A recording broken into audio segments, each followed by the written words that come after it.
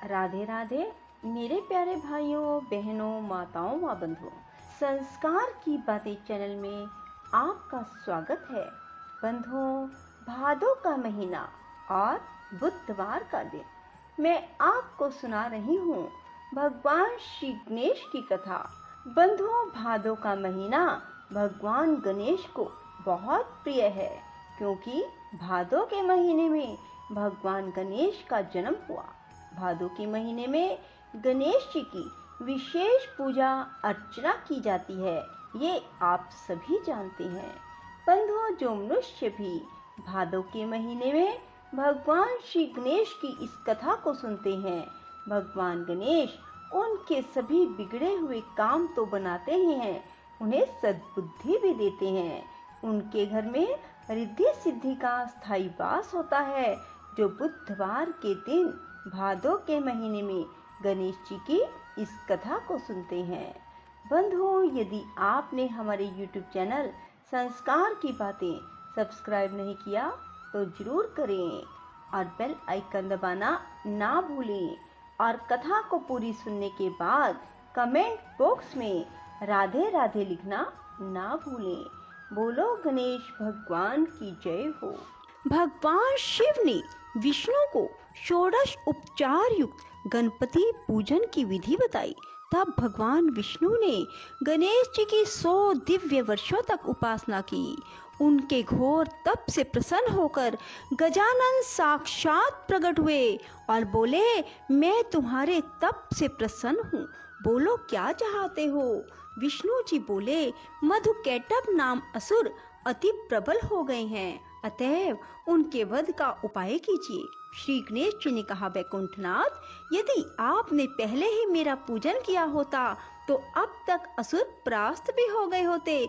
विष्णु जी बोले, गजानन, मुझे आपका प्रभाव विदित नहीं था, अब आप वही कीजिए जिससे मैं उन असुरों का वध करने में सफल हो सकूं। हे नाथ, इसके साथ ही मुझे अपनी अनन्य एवं दुर्लभ भक्ति भी प्रदान करें। भगवान विष्णु की प्रार्थना सुनकर गजानन ने कहा, ऐसा ही होगा रमानाथ, आपके हाथ उन असुरों का अति शीघ्र वध होगा। इससे चतुरानन का भय भी दूर हो जाएगा और आपको महान यश की प्राप्ति होगी। हे विष्णु, अब आपके कार्य में कोई विघ्न नहीं आएगा। वर देकर भगवान गजानन अंतर ध्यान हो गए और भगवान विष्णु वहां से लौटकर अपने स्थान पर पहुंचे, जहां उन्होंने दोनों असुरों को युद्ध के लिए तैयार देखा। त्रिलोकी नाथ को वहां आया देखकर उनकी ओर झपटते हुए वे असुर बोले, तुम बड़े डरपोक हो। विष्णु जी हंसे और उन्होंने युद्ध करके शीघ्र ही मधुकैटभ का वध कर दिया। जहां उन्होंने भगवान गजानन की आराधना की थी, वह स्थान सिद्ध क्षेत्र के नाम से प्रसिद्ध हो गया। श्री सूत जी बोले, हे ऋषियों, महर्षि भृगु ने सोमकांत को गणेश चरित्र का वर्णन करते हुए राजा भीम का वृतांत भी बताया। वे बोले, राजन, भीम कौंडिन्यपुर का राजा था। उसकी पतिव्रता पत्नी का नाम चारुहासिनी था।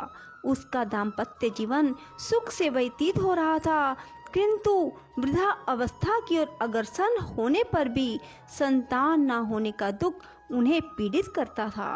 राजा ने राज्य अपने विश्वास पात्र अमात्य को सौंप दिया और स्वयं वन को चल दिया।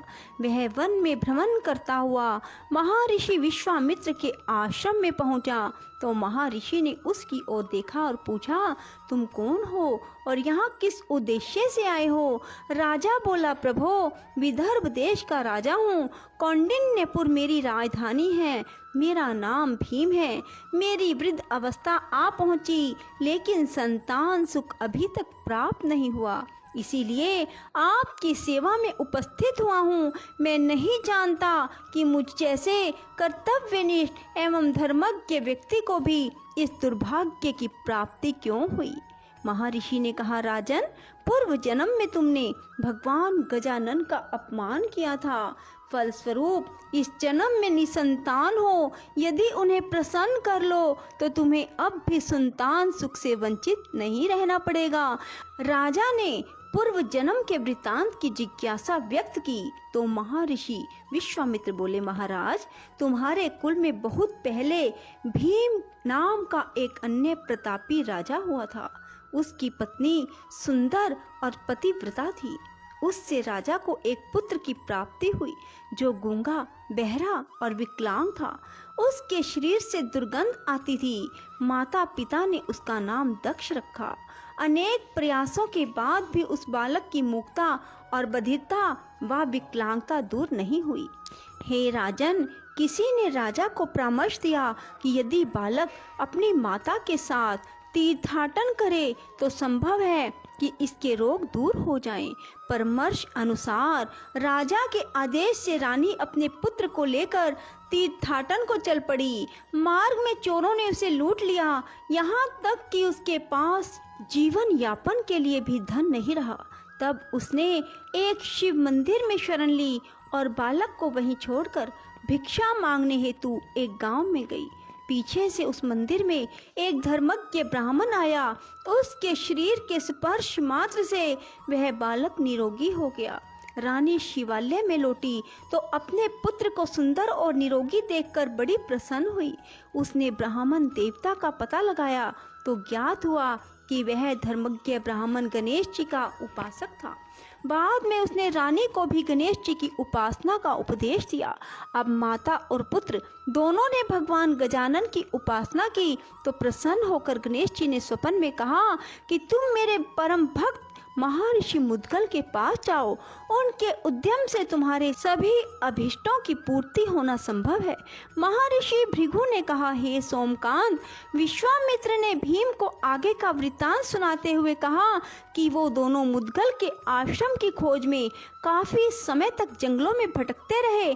तब बाद में एक दिन उन्हें वह आश्रम मिला। वहाँ महर्षि मुद्गल को उन्होंने अपना सब वृत्तांत सुनाया तो महर्षि ने श्री गणेश के एकाक्षरी मंत्र गम के अनुष्ठान का उपदेश दिया। बंधुओं, गम शब्द बहुत ही अधिक शक्तिशाली है।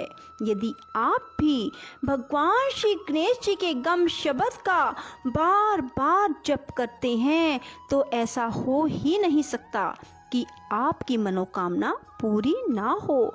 सो बंधुओं, गणेश उत्सव के दिनों में ही गम शब्द का अधिक से अधिक उच्चारण करें। राजा भीम ने जिज्ञासा व्यक्त की, महामुने, आपके श्रीमुख से यह चरित्र सुनकर मैं आश्चर्यचकित हूँ। एक ब्राह्मण के शरीर का स्पर्श कर बहने वाली वायु के स्पर्श मात्र से यह बालक रोग रहित और सुंदर कैसे हो गया? विश्वामित्र बोले, राजन, इसमें आश्चर्य कैसा?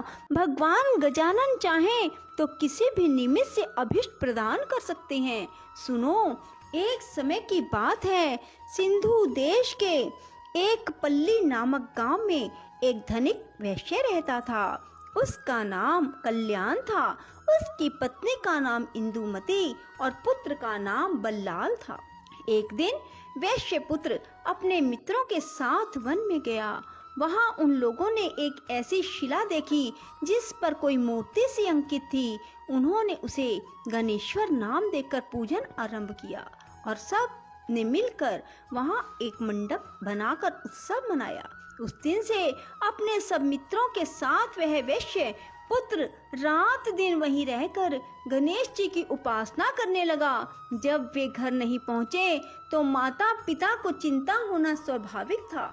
वे उन्हें ढूंढते हुए उस जंगल में आए और सब बालकों को उपासना आदि में लगे देखकर उनके माता पिता आदि ने कल्याण से कहा, कल्याण, तुम्हारे पुत्र ने हमारे बालकों को भी पागल बना दिया है, जो अरण्य में पड़ी हुई शिला का पूजन आराधन कर रहे हैं।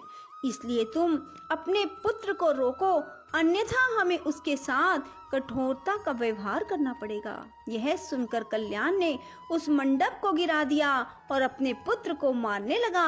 उसने उस गणेश शिला को उठाकर दूर फेंका और सब बालकों को वहां से भगा दिया। महर्षि विश्वामित्र बोले, हे राजन, इससे वैश्य पुत्र बल्लाल को मानसिक पीड़ा हुई। उसने पिता से हाथ जोड़कर निवेदन किया, पिताजी, आप भले ही मुझे दंडित करें, लेकिन उन सर्वात्मा भगवान गणाध्यक्ष का अपमान ना करें।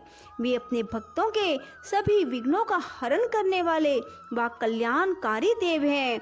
उनके समान अन्य कोई बड़ा देव नहीं है। वैश्य ने क्रोधावेश में कहा, मूर्ख, इस पत्थर को सर्वात्मा कहता है। देखूंगा तेरा गणाध्यक्ष तेरे विघ्नों को किस प्रकार दूर करता है। कल्याण अपने पुत्र को एक पेड़ से दृढ़ता पूर्वक बांधकर बोला, अब भी अपनी भूल स्वीकार कर ले और गणेश की भक्ति छोड़कर अपने कार्य में लग जा। किंतु पुत्र ने पिता की बात स्वीकार नहीं की। वह उसे गाली देता हुआ चला गया।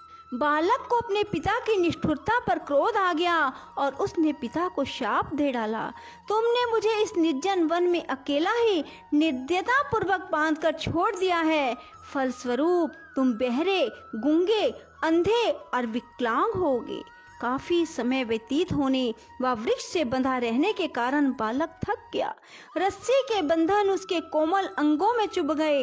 इससे अत्यंत पीड़ित होकर वह भगवान गजानन को पुकारने लगा और अंत में उनकी ओर से भी निराश हो गया तो उसने आत्मघात करने का निश्चय किया। वह वृक्ष से ही सिर फोड़ने लगा।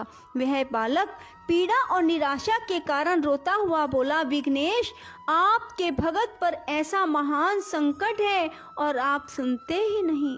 पता नहीं आप कहीं हैं भी या नहीं। यदि हैं तो फिर आते क्यों नहीं। तभी उसने देखा कि सामने से एक ब्राह्मण आ रहा है। उसने तुरंत बालक के बंधन खोले और सिर पर हाथ फेरते हुए कहा, बस तुम्हारी पुकार सुनते ही तो मैं यहाँ आ गया हूँ। तुमने पिता को जो शाप दिया है वह सत्य होगा और यह स्थान तुम्हारे नाम पर बल्लाल विनायक के नाम से प्रसिद्ध हो जाएगा। इधर कल्याण का शरीर उसी समय से रोगग्रस्त हो गया। उससे दुर्गंध आने लगी। वह बहरा, गूंगा, विकलांग हो गया। उसकी दशा देखकर पत्नी को बहुत दुख हुआ। वह पुत्र को देखने के लिए अरण्य में गई तो वहां उसे गणेश्वर के पूजन में लगा देखा। इससे उसके मन में बड़ी प्रसन्नता हुई। उसने पुत्र से कहा कि पुत्र, यह तो तू बड़ा शुभ कार्य कर रहा है, परंतु तेरे पिता की दशा बहुत दयनीय हो गई है। उन्हें भी चलकर देख ले। वत्स, माता पिता की आज्ञा मानना भी पुत्र का परम कर्तव्य है। बल्लाल ने उसी प्रकार शांति पूर्वक बैठे रहकर कहा, माता, संसारिक माता पिता तो अनित्य हैं, यथार्थ माता पिता तो भगवान गणेश्वर ही हैं, जिनकी मैंने शरण ली है। इन्हीं भगवान का निरादर करने के कारण पिताजी की ऐसी दशा प्राप्त हुई है। पिताजी को ऐसी दशा प्राप्त हुई है। उनकी सेवा करना तुम्हारा भी तो कर्तव्य है, क्योंकि पत्नी के लिए पति की सेवा ही सर्वोपरि है।